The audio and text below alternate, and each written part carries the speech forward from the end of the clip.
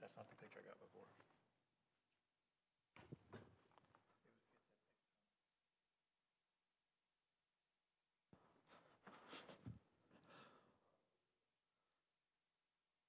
Well, good evening, folks. I'm sorry we have had lots of technical difficulty tonight. In my talk, I said how much we have learned over these past few months, and that is true. But as you can see, we are still learning. Welcome. It's really good to be together tonight. The real purpose of tonight is to talk to you about a few things with opening up and getting back to in-person. I cannot believe I have to say that word, but in-person worship. I realize how difficult this time has been. And equally this difficult, this time of moving back into normal and whatever normal really is going to look like. Many have been worried about getting sick and catching the virus. Many have been stressed about getting the economy up and running again. People have argued about what's the best way to move forward, and there's that uncertainty to decide what's best for you and for your family.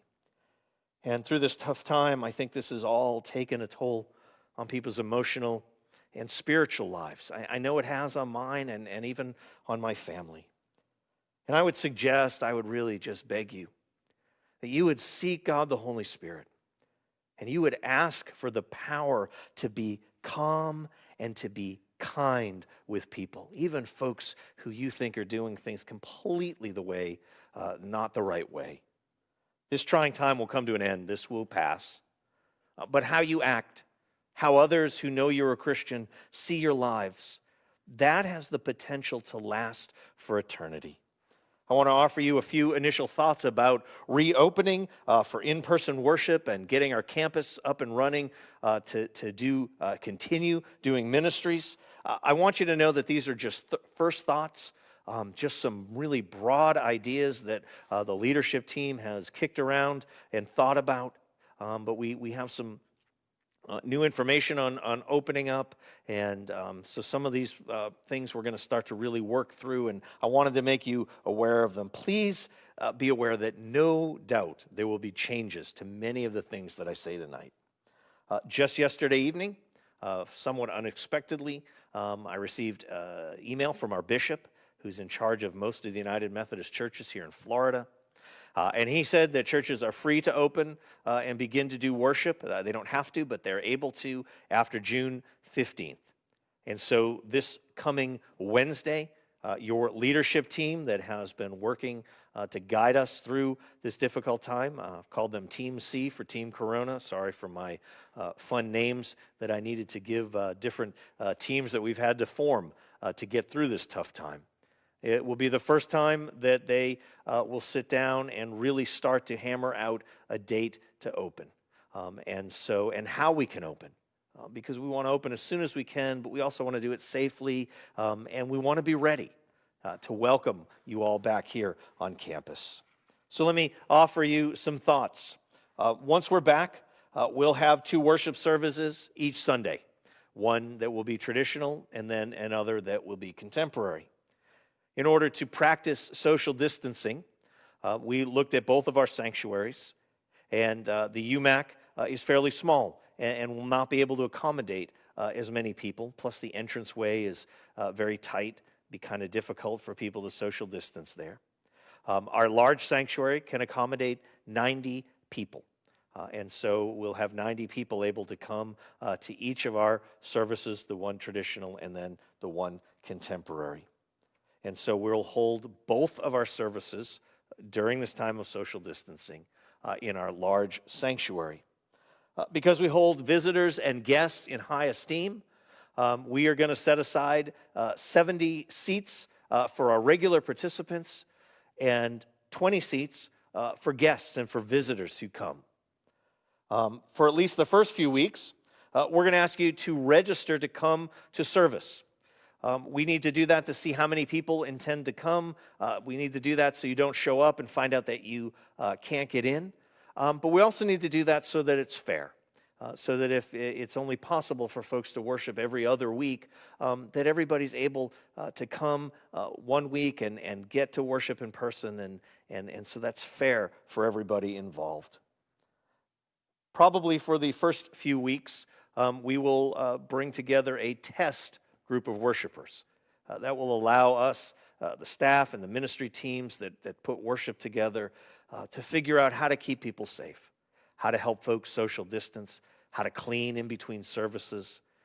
And so there'll be a few weeks where you'll probably notice a few other people in the worship service will be excited and know that they're there to help get us ready to do this with a larger group. We're going to be cleaning the sanctuary before and between each service and then after each service. And so that's going to add to the amount of time that we have to have between the two services. Getting back to in-person worship will require many of you to step up and join a ministry team that maybe you haven't done before. I'm very sure some of our ushers and greeters, others who help lead worship each Sunday, are not going to be comfortable yet coming back to in-person worship. They'll remain at home and be part of our online worshiping community.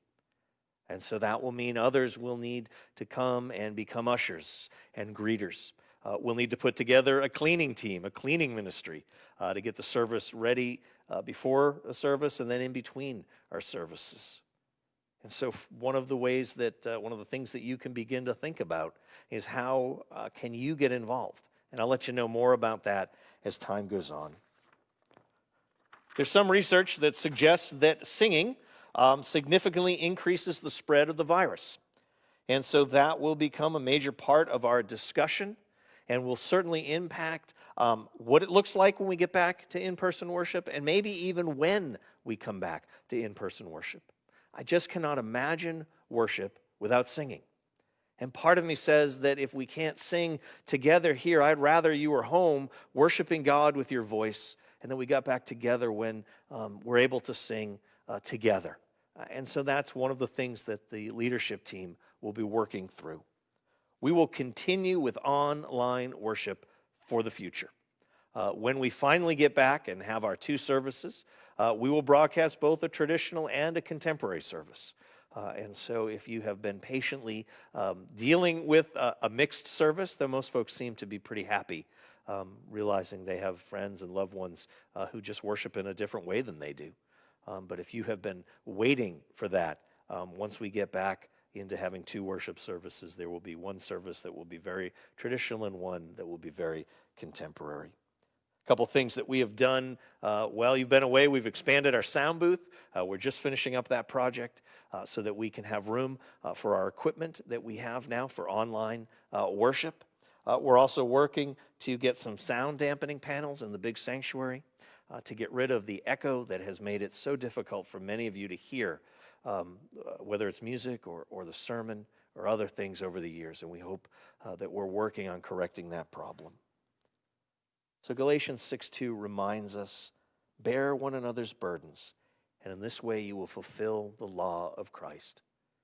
Pretty interesting that the Bible tells us we can fulfill the law of Christ, this life that Jesus wants us to live by bearing each other's burdens.